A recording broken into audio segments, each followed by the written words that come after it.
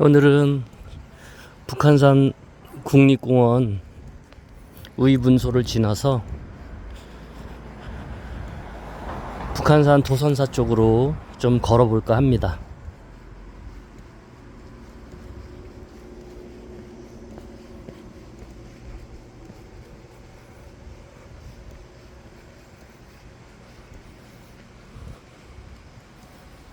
여기가 북한산 꼭대기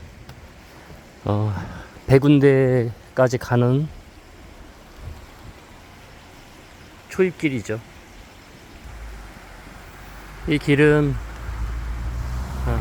또 주말이면은 등산객으로 가득 차는 그런 길입니다.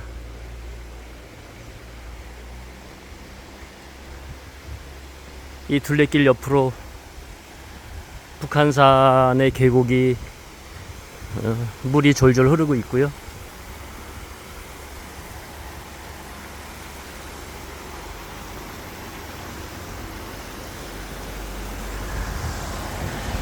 이 길로 쭉 올라가면 북한산을 갈 수 있고 또 100군데를 올라갈 수 있습니다. 100군데가 끝까지 올라가면 아주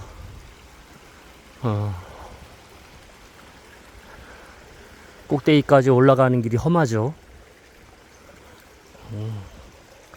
보통 강심장이 아니면 완등하기가 쉽지 않은 북한산입니다.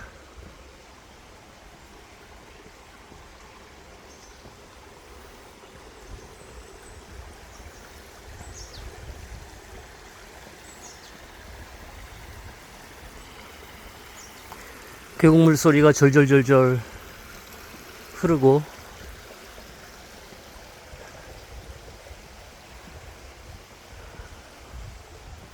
북한산의 자연 풍광이 어우러져서 상쾌한 느낌을 가지게 합니다.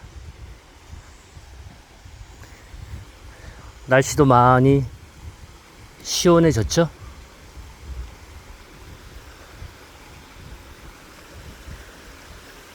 이제 가을이 없이 얼마 지나면 바로 겨울이 찾아오지 않을까 이런 생각을 합니다.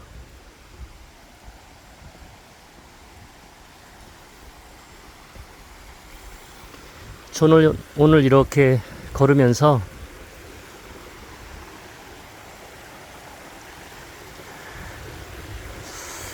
우울증에 대해서 한번 이야기를 하고 싶습니다. 요즘에 우울증을 가지신 분들이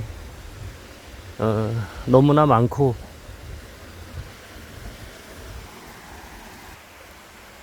우울감을 가지신 분들이 너무 많기 때문에 우울증에 대한 그 사유와 또 함께 생각해보는 시간을 가지려고 합니다.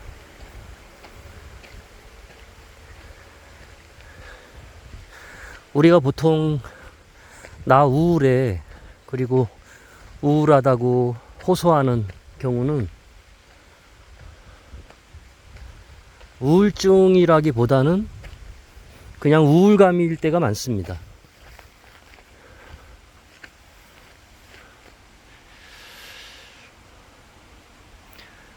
우울감은 누구나 가질 수 있죠. 뭐 경제적인 어려움이 있거나 아니면 인간관계가 좀 갈등이 생겼거나 아니면 그동안 내가 추구하던 어떤 일들이 좀 어그러졌을 때 그때 우리는 좀 우울감을 겪죠.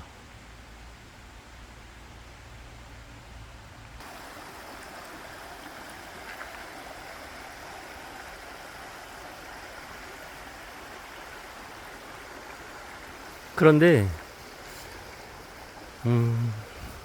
우울감과 우울증은 전혀 차원이 다른 두 종류의 이야기입니다.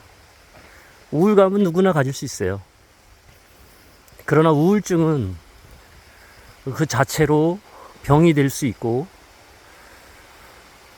그리고 그렇게 쉽게 가볍게 볼 수 있는 그런 질병이 아닙니다. 우울감은 좀 음식을 잘 먹고 운동을 하고 그리고 마음을 좀 가다듬고 하면 곧 회복될 수 있는 그런 마음의 침체죠, 침체. 그런데 우울증은 병이란 말이에요. 정말 우울증이 걸리면 이 자신의 감정의 느낌을 별로 느끼지를 못해요. 그리고 몸이 계속해서 힘이 없고 그리고 우울감이 지속되고 마침내는 그 감정의 이끌림에 자신의 생각이 함몰되기 시작합니다. 그래서 우울증이 시작되면 머리로는 이러지 말아야지 하면서도 늪속으로 들어가는 것처럼 거기서 벗어날 수가 없는 겁니다. 벗어나기가 어렵게 되는 것이죠. 그래서 우울증을 앓고 있는 사람이 개인이거나 가족이거나 자신을 돕거나 가족을 돕는 것에 쉽지 않고 그리고 서로 많이 에너지를 소비하면서 이 병에 매달리는 경우가 많습니다. 우울증이 왜 위험하냐면 이 병은 계속해서 죄책감을 갖게 됩니다. 죄책감을 가진 사람의 특징이 뭐예요?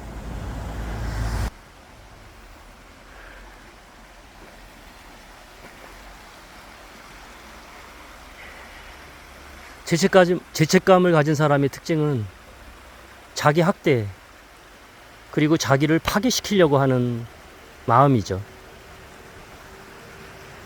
이것은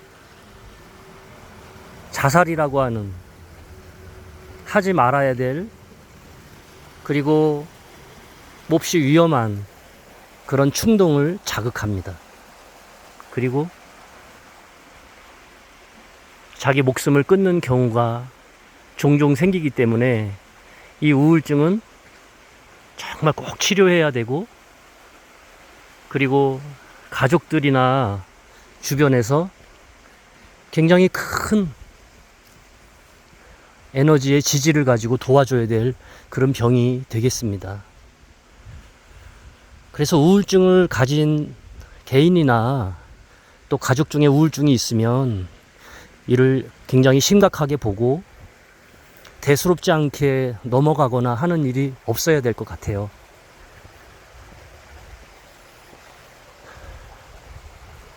일단 우울하다고 말하거나 우울증을 가지고 있다고 판단이 되면 첫째는 병원 진단을 받도록 하십시오. 병원 진단을 받는 것이 무엇보다 중요하죠. 왜냐하면 의사 선생님들이 우울증이다 라고 이렇게 진단을 하게 되면 이제 그것을 근거로 해서 병원 치료를 받고 또 병행하면서 심리 상담센터에서 좋은 전문가 선생님을 만나서 상담을 같이 받으면서 이 우울증의 문제를 해결할 수 있는 것입니다. 그렇기 때문에 가족들의 도움이 절실하고 주변의 도움이 절실하죠. 병원에 데려가서 진단을 받도록 설득하고 그리고 또 진단을 받고 급성 우울증으로 진단이 되면 약을 먹고 또 종종 입원을 해야 하는 경우도 생깁니다.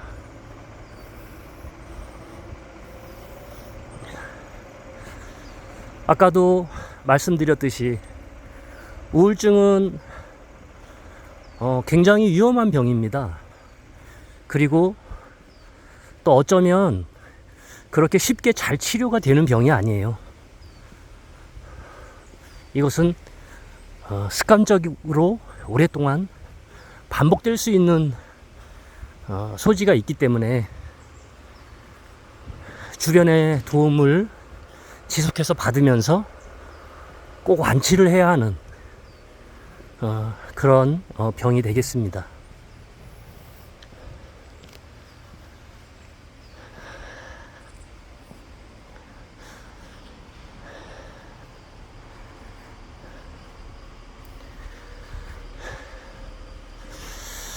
두 번째로 제가 말씀드리고 싶은 것은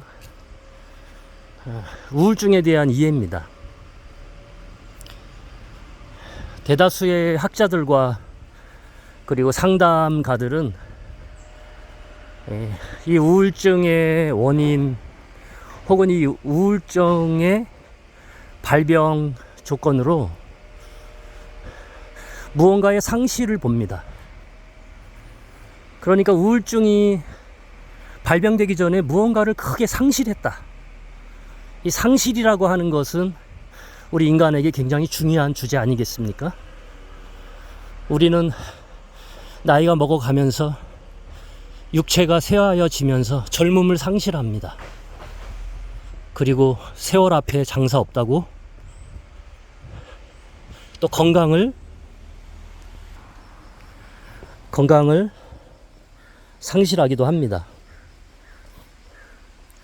우리가 건강만 상실하는 것이 아니라 우리는 또 나이가 먹어가면서 또 그렇게 친밀했던 친구들도 또 상실할 수가 있겠고, 또 사랑하는 가족들이 또 상실되고, 그리고 너무나 가까웠던 인간관계들이 끊어지거나 상실하는 그런 경험을 할 수도 있습니다. 또 다른 의미에서의 상실은 어떤 경제적인 상실인데요. 사업을 하거나 또 투자를 하면서 부동산이나 동산에 커다란 손해와 상실을 경험할 수 있습니다. 이런 상실들이 촉발되어서 개인에게 충격을 주게 되고 깊은 우울증의 씨앗이나 또 우울증의 조건을 건드리게 되는 것이죠. 현재의 상실은 과거의 어떤 커다란 상실의 경험을 그리고 상실의 기억을 건드려서 마음 온통이 현재의 상실과 과거의 상실의 어떤 사건으로 폭발하게 됩니다. 이렇게 되면 마음은 온통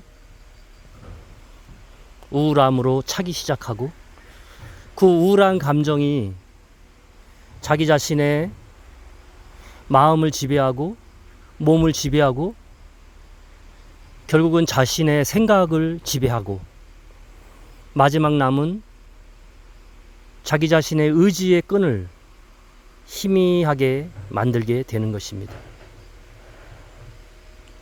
그래서 마음이 우울감이 깊어지거나 우울증이 깊어지면 병원의 의사 선생님들의 그 약 처방을 함께 하면서 이 상실에 대한 이해를 깊이 하셔야 됩니다. 내가 무엇을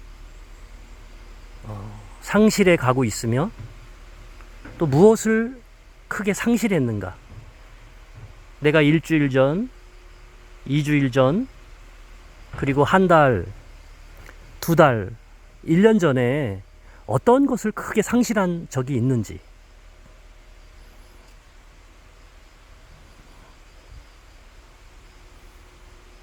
찾아보면은 커다란 어떤 상실이 있을 수 있습니다. 사랑하는 부모님을 잃었다든지, 또 자기가 추구했던 어떤 큰 계획이 반복해서 좌절되었다든지 그런 상실의 경험을 찾아야 됩니다. 그리고 세 번째로는 그 상실의 경험을 인정하고 그리고 그 상실의 아픔을 애도해야 합니다. 슬퍼해야 하고 또 차오르는 감정을 수용해야 합니다. 그렇기 때문에 주변에서의 도움이 절실히 필요하고 정말로 그 슬픔과 애도의 깊이가 크다면 전문 심리 상담사의 도움을 받아서 함께 그 어려움을 극복해야 합니다.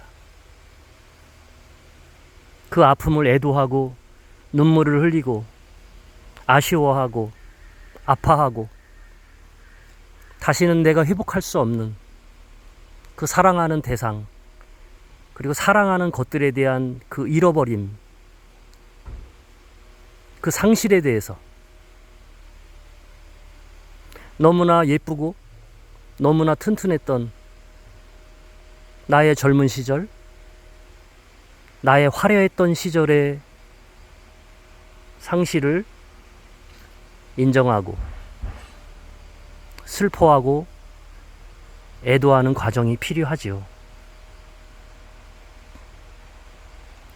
저는 간혹 장례식장에서 사랑하는 어떤 자기의 중요한 대상을 잃었을 때 주변에 있는 분들이 천국에 가셨는데 왜 울어? 천국에 가셨는데 그만 울어. 이런 말을 들을 때가 있습니다. 저는 그 말을 들으면 심리 상담 전문가로서 너무 가슴이 아파요. 너무 마음이 아프고 물론 그분들도 도와주려고 그런 말을 하실 테지만 당사자는 상실을 경험했을 때 많이 울어야 돼요. 그리고 많이 슬퍼해야 되고 애도해야 합니다. 우리가 실컷 울고 실컷 아파하면 거기에 뽀얀 새살이 돋아나게 되는 거예요. 마음의 새살이 돋아나게 되는 것입니다. 모든 우울증이 모두 상실에서 기인한 것이라고 말할 수는 없지만 그러나 대체로 우울증은 나에게 중요한 뭔가를 잃어버리는 사건으로부터 서서히 무의식적으로 나도 모르게 혹은 내가 뻔히 알고 있는 의식적인 사건으로 인하여 오게 되는 것이죠.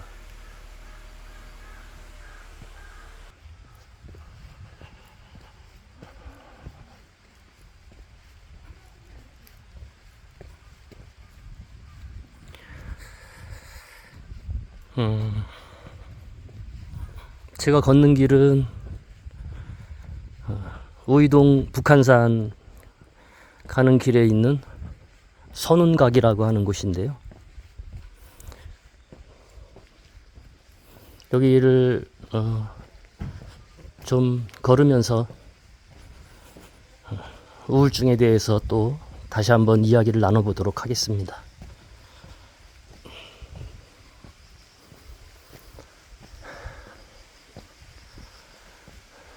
그래서 우울증은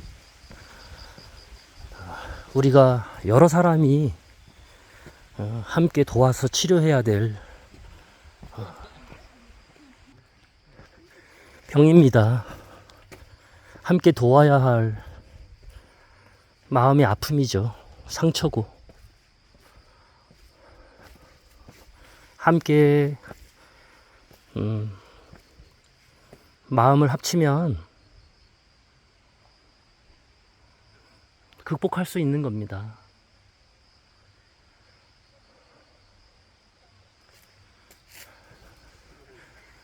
그러기 위해서는 서로 깊이 우울증에 대한 이해를 해야 하고, 그리고 노력을 해야 되겠죠. 그리고 또 우울증을 가지고 계신 분들은 그 우울감이나 우울증이 습관이 될 수 있어요. 어쩔 수 없이 그 늪에 들어가는 경우가 대부분이겠지만, 그러나 자기의 마음과 의지에 내가 습관적으로 내가 이런 우울감을 찾게 되는구나. 그리고 저항하려고 하지 않는 그런 무력감이 나에게 있구나. 이런 마음을 발견해야 합니다.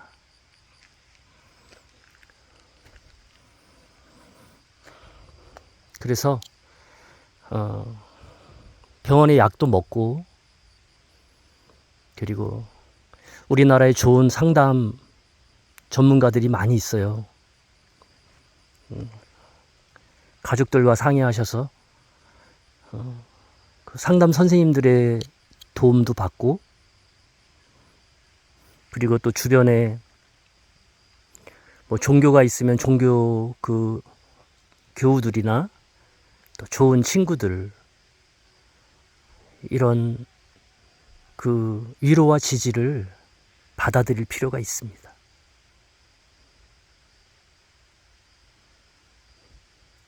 죄책감을 해결하기 위해서 용서라고 하는 그 주제, 용서의 경험을 가질 필요가 있습니다.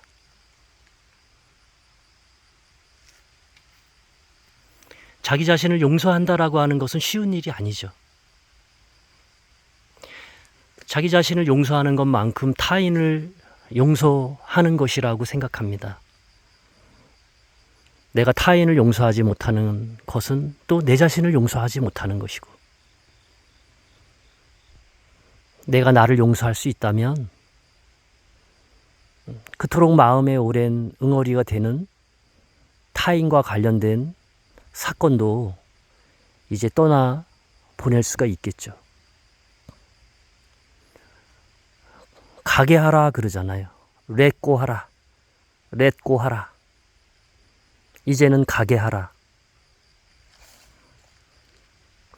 하루아침에 우울감이나 우울증이 해결되지는 않지만, 그러나 노력하면 조금씩 그 늪에서 벗어나서 뽀송뽀송한 운동장 같은 땅으로 걸어 나올 수 있습니다. 용기를 내셔야 되고 힘을 내셔야 됩니다.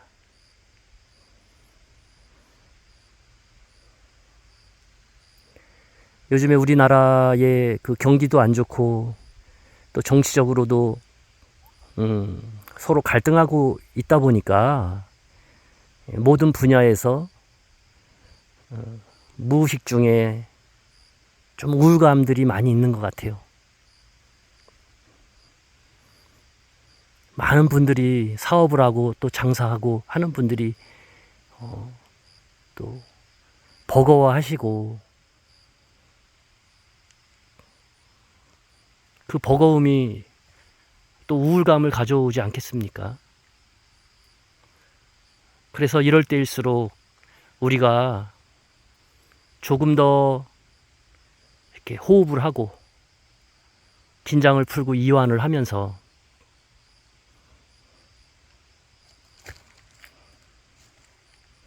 그 우울감에서 벗어나기 위해서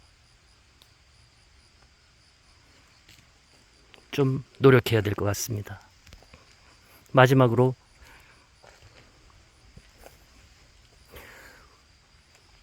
우울감에서 벗어나기 위해서 당장 할 수 있는 것은 걷는 것입니다. 걷는 것. 선택이론의 창시자 윌리엄 글래서는 자기가 가장 자기 자신을 잘 통제할 수 있는 것이 자신의 행동이라고 그랬습니다. 우리의 행동은 우리의 감정보다 우리가 다루고 조절하고 통제하기가 훨씬 쉽습니다. 그래서 우울할 때 잠자리를 박차고 침대를 박차고 나오기가 쉽지 않겠지만 그래도 일어나서 하루에 10분, 20분, 30분씩 이렇게 걷는 것이 필요합니다. 출발할 때 시간을 보고 직선거리로 쭉 걸어서 30분이면 집에 돌아오면 1시간이에요. 하루에 30분 1시간씩 걷는 것. 이것이 우울감이 있을 때 얼마나 큰 치료제인지 여러분 알 수 없습니다.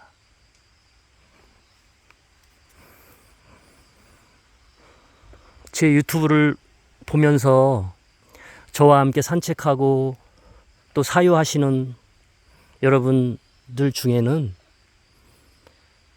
자신의 우울감이 왔을 때 그것을 통제하려고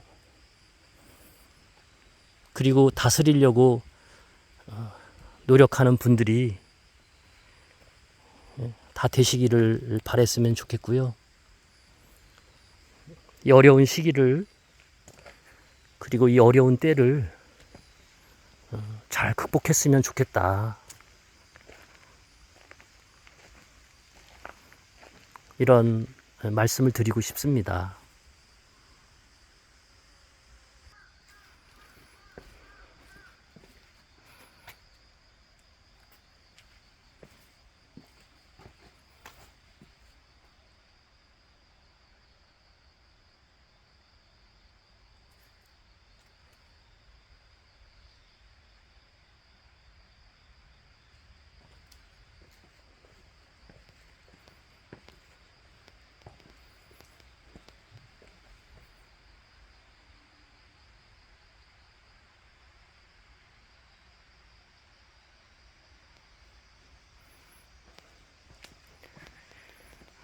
제가 오늘 산책한 이 선흥각은 우이동 북한산 올라가는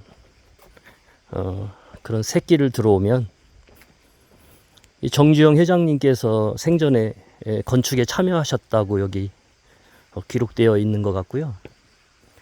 그리고 이제 이게 지금은 커피숍으로 이렇게 탈바꿈되어 있는데 이 전체 땅을 기도원에서 사서 아마 기도원 소유로 이렇게 되어 있는 것 같아요. 한옥으로 잘 꾸며지고 고급스러운 그런 길이고요.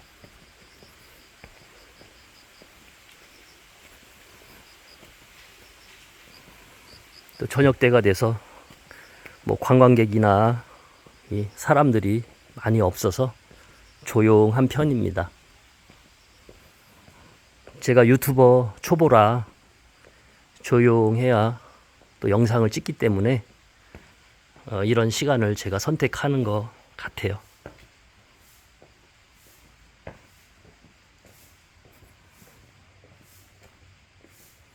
이 영상은 여기서 마치도록 하겠습니다.